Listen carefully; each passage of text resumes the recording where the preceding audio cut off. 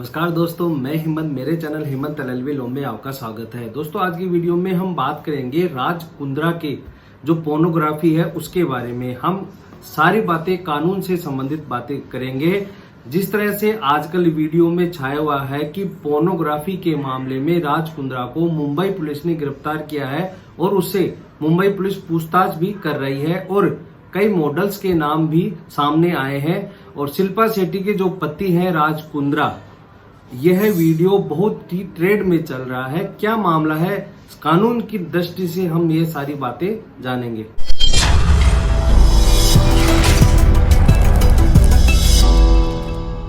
Raj Kundra movie कैसे बनाते थे और मूवी को कैसे शूट करते थे और वह कौन कौन सी मॉडल थी, लेकिन आज हम इनके बारे में बात नहीं करके पोर्नोग्राफी के कानून के बारे में बात करेंगे कि पोर्नोग्राफी क्या है और अश्लील साहित्य क्या है।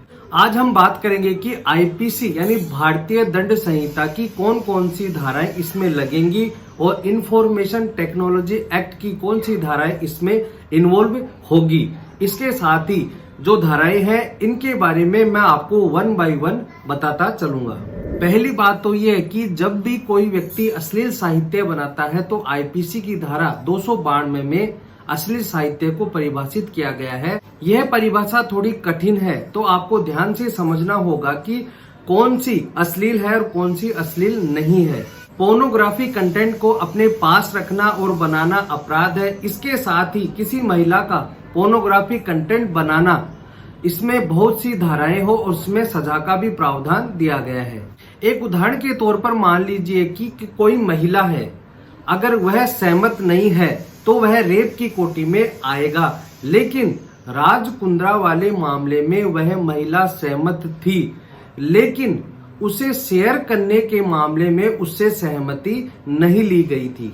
जैसा कि राज कुंद्रा वाले मामले में आप रोजाना न्यूज और चैनल पर यह देखते हैं कि शिल्पा शेट्टी के पति को पोर्नोग्राफी के मामले में गिरफ्तार किया गया है, तो जो राज कुंद्रा का मामला था वो सेम ऐसा ही था कि राज कुंद्रा के द्वारा मॉडल्स को बुलाया जाता था और उनकी न्यूड शूट किया जाता था और उसकी सहमति के आधार पर ही मॉडल्स यह सहमति देते थे कि वीडियो बना लिया जाए।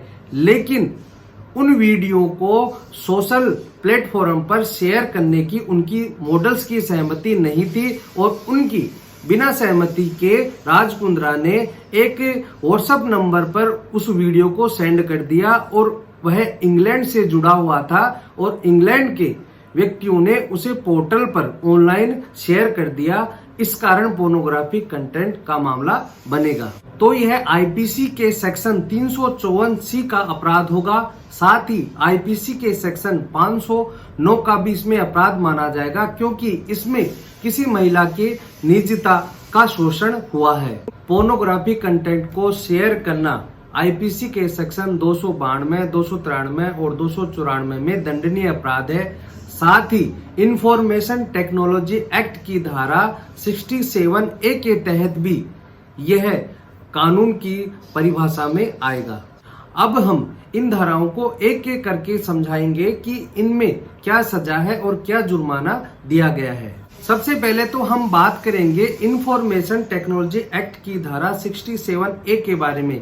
इसमें यह बताया गया है कि कोई व्यक्ति अगर अश्लील साहित्य को शेयर करता है या दूसरे व्यक्ति को भेजता है तो उसमें सजा का प्रावधान दिया गया है। इसमें यह बताया गया है कि ऐसी कोई बात जिसमें अश्लील साहित्य या लैंगिक कंटेंट शामिल हो, अगर वह दूसरे व्यक्ति को शेयर करता है तो उसमें सजा का प्रावधान दिया गया है। पहली बार यदि कोई व्यक्ति दोषी पाया जाता है तो उसे 5 साल की सजा और 10 लाख रुपए तक का जुर्माना हो सकता है। और यही कार्य अगर वह दूसरी बार करते हुए पकड़ा जाता है तो उसे 7 साल की सजा और 10 लाख रुपए तक का जुर्माना हो सकता है। अब हम जानते हैं आईपीसी के सेक्शन 292 में कि अश्लील शब्द क्या होता है, लेकिन इससे पहले हम जानेंगे कि ऐसी कौन सी चीजें हैं जिसमें अश्लील शब्द नहीं आते हैं।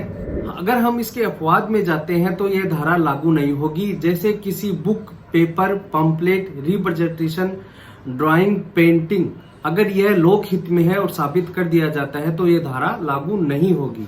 अगर ऐसी अश्लील साहित्य विज्ञान के हित में है, साहित्य के हित में है, कला के हित में है और किसी और उद्देश्यों के हित में है तो यह अश्लील साहित्य में नहीं आएगी और सजा भी नहीं मिलेगी। इसके अलावा यह धार्मिक प्रयोजनों के रूप में काम में लिया जाता है तो यह अश्लील साहित्य नहीं माना जाएगा। इसके अलावा प्राचीन इमारतों में यह साहित्य दिखाई जाता है तो यह भी अश्लील साहित्य नहीं माना जाएगा।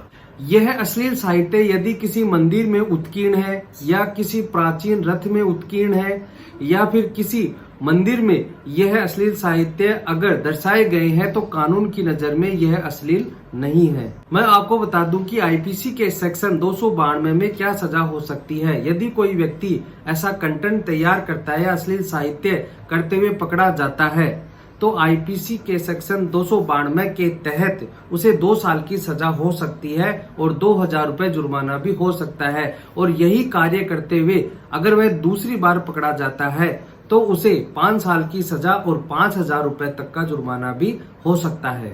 आईपीसी के सेक्शन 293 में यह बताया गया है कि अगर कोई व्यक्ति किसी तरुण व्यक्ति को अश्लील साहित्य बेचता है तो वह प्रथम अपराध होने पर उसे 3 वर्ष की सजा और 2000 रुपए जुर्माना हो सकता है। अगर ऐसा ही कोई अपराध वह दूसरी बार करता है तो उसे 7 साल की सजा और 5000 रुपए तक का जुर्माना देना पड़ सकता है।